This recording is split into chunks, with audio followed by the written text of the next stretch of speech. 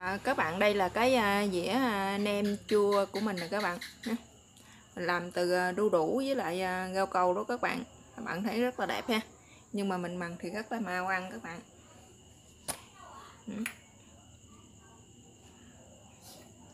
Ăn nó cũng rất là ngon các bạn.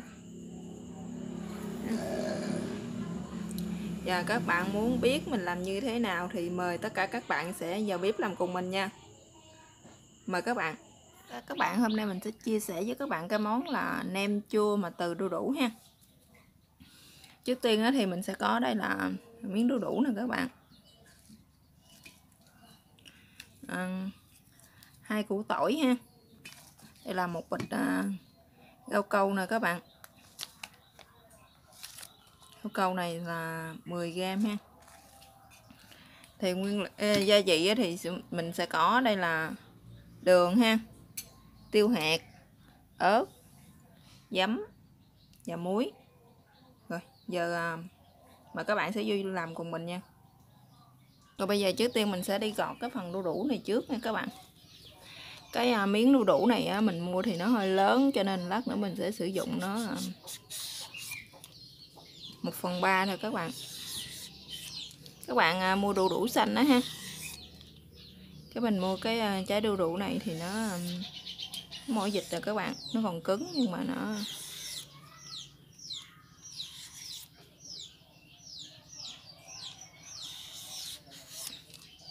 cái ruột của nó ở trong á, nó đỏ á. Một lát nữa mình sẽ để màu rồi vô nó ít xíu ha.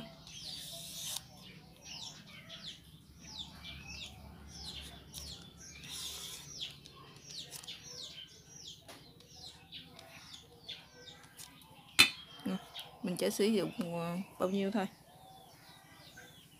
Rồi, mình sẽ sử dụng khoảng 150g thôi các bạn. Mình sẽ gọt bỏ cái phần này luôn ha. Tại vì mình sử dụng chỉ có một bịch rau câu có 10g thôi, cho nên mình sẽ sử dụng 150g là được rồi đó các bạn. Rồi các bạn chuẩn bị cho mình một cái thau nước ha. Cho vào đây một ít nước, các bạn sẽ cho vào đây một ít muối ha.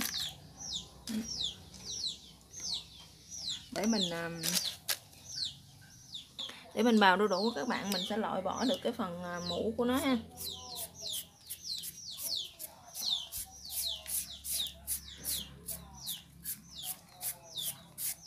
Và cái phần đu đủ của mình nó cũng sẽ mềm hơn nữa nha các bạn.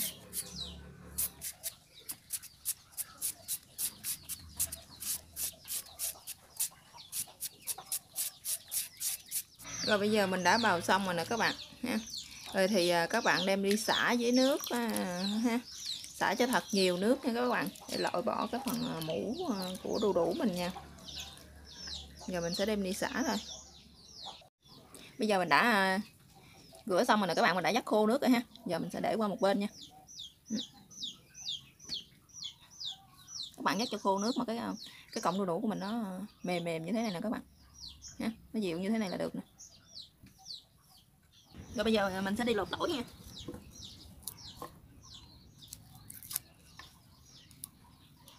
Mình sử dụng chỉ một củ tỏi thôi các bạn. Phần nữa thì nửa củ thì mình sẽ bằm nhuyễn ha, còn nửa củ thì mình sẽ sắc lá.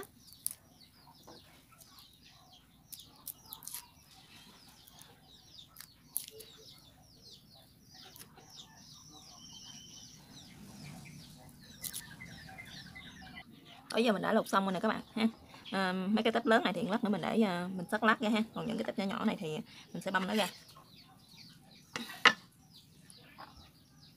Rồi nè các bạn, bây giờ tỏi với sả mình đã xin lỗi các bạn nha, tỏi mình đã băm xong, mình cũng đã sắc lát rồi. Bây giờ mình sẽ đem đi trộn cái phần bắt đầu mình sẽ pha nước chấm ha.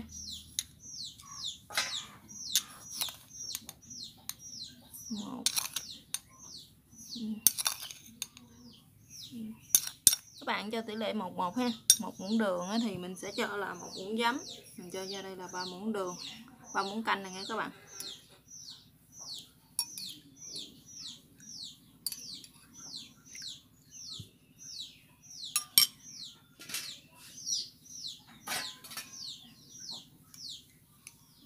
Rồi mình sẽ cho vô đây một muỗng màu đỏ, một muỗng màu của cái phần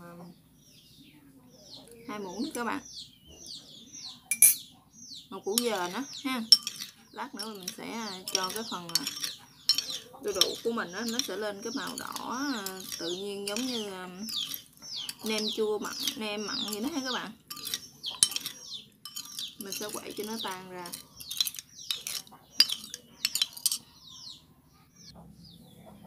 Mình đã cho vào đây một muỗng cà phê muối luôn rồi đó các bạn, mà nãy mình quên quay cho các bạn xem ha. Bây giờ phần tỏi băm này mình cũng sẽ cho nó vô đây luôn các bạn.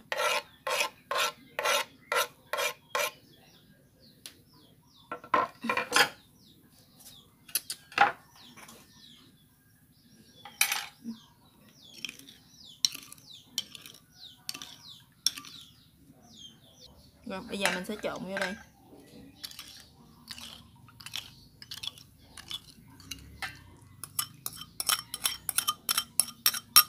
Các bạn trộn nó vô ha.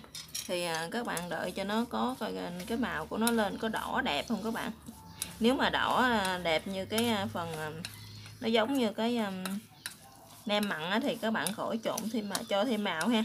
Nếu mà nó không có lên đỏ đẹp như cái phần nem mặn thì các bạn cho thêm màu nha. Tại vì mình sử dụng bằng màu củ dền đó các bạn. Mình sợ nó lên đỏ nó không đẹp. Bây giờ mình sẽ cho thêm các bạn ơi. Rồi, bây giờ mình sẽ cho thêm 2 muỗng này nữa ha.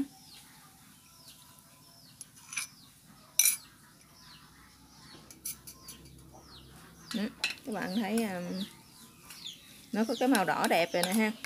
Thì các bạn để đây cho mình khoảng 15 đến 20 phút nha các bạn, cho nó thấm gia vị vô đây ha.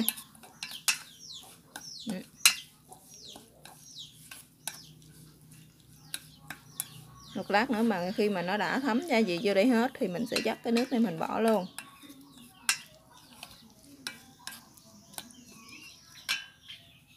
Gian mà mình đợi cái phần đu đủ của mình nó thấm gia vị ha. Giờ thì mình sẽ đi nấu rau câu nha các bạn. Đây mình sẽ có một bịch rau câu này là 10g.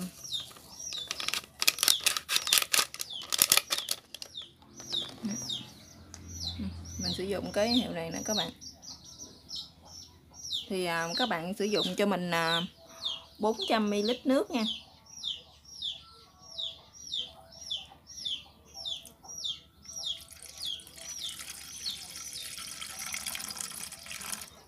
Các bạn bắt cái nồi rau câu lên, các bạn khuấy ha, khuấy cho nó tan hết nha các bạn. Khi mà thấy cái nước rau câu của mình nó trong lại ha là được ha các bạn.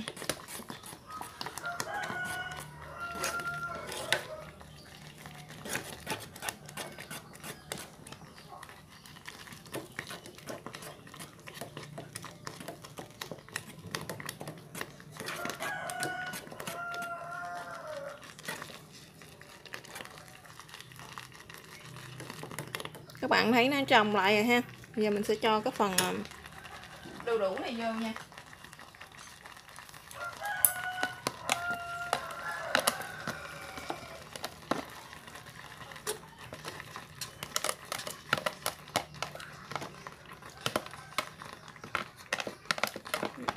Các bạn để cho nó lửa cho thiệt nhỏ lại nha các bạn.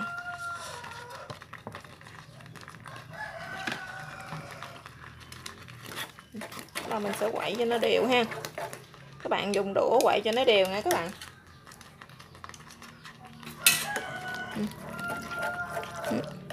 Rồi mình sẽ tắt clip nha. Rồi, như vậy thì các bạn chuẩn bị cho mình một cái hộp ha, để các bạn chắc nó ra nha. Với các bạn nữa mình sẽ cho tiêu vô đây luôn. Các bạn nào mà ăn tiêu nhiều thì mình sẽ để nhiều ha. Còn ăn ít thì các bạn sẽ để ít. Mình sẽ quậy tiêu cho nó vô trong này luôn các bạn. Rồi bây giờ mình sẽ đổ ra một cái hộp ha. Rồi, bây giờ mình sẽ cho nó ra cái hộp các bạn.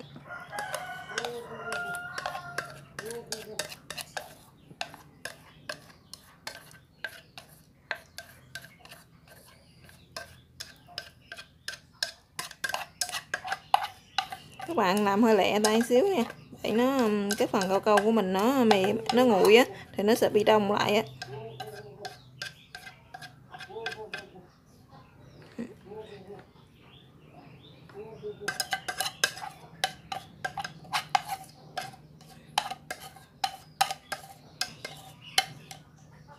Rồi trong lúc mà nem của mình nó còn nóng á các bạn, mình sẽ cho tỏi, mình sẽ để lên đây luôn ha. Các bạn cứ để cái tỏi nó lên trên mặt như thế này nè, cho nó dính vô ha.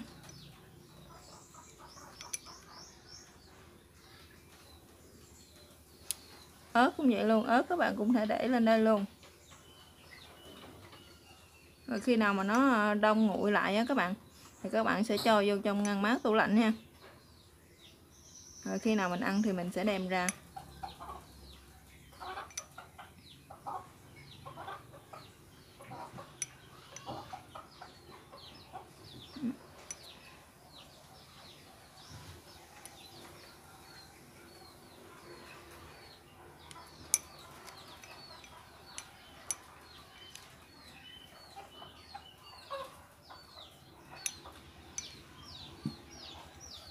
Mình sử dụng ớt này nè các bạn, ớt hiểm mà nhỏ này ha.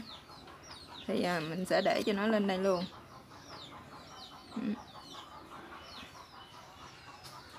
Các bạn nào ăn ớt thì các bạn thể để vô, còn các bạn nào không ăn được cay thì các bạn xài ớt hẻm lớn á, các bạn cắt các bạn để lên ha.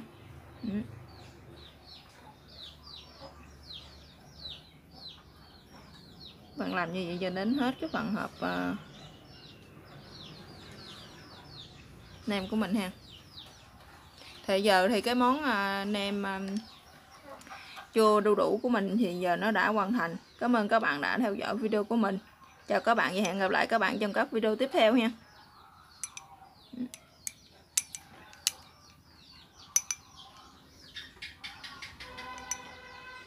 Nó đã nguội, mình đã vô tủ lạnh được một tiếng đồng hồ đó các bạn. Bạn thấy không? Rất là đẹp ha. Bây giờ mình sẽ cắt nó ra nha, lấy nó ra và cắt nó ra các bạn.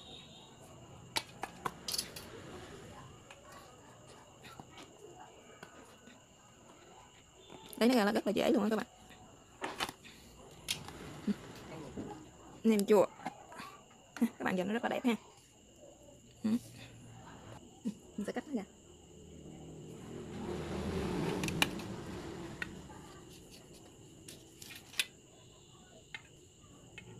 Nhà mình có em bé nhỏ các bạn, cho nên mình sẽ không có để ớt vô ha. Để ớt vô cay em bé nhỏ nó sẽ không ăn được.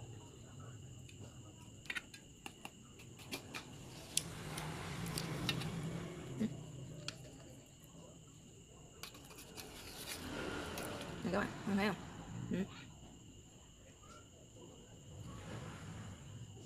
Bây giờ cái món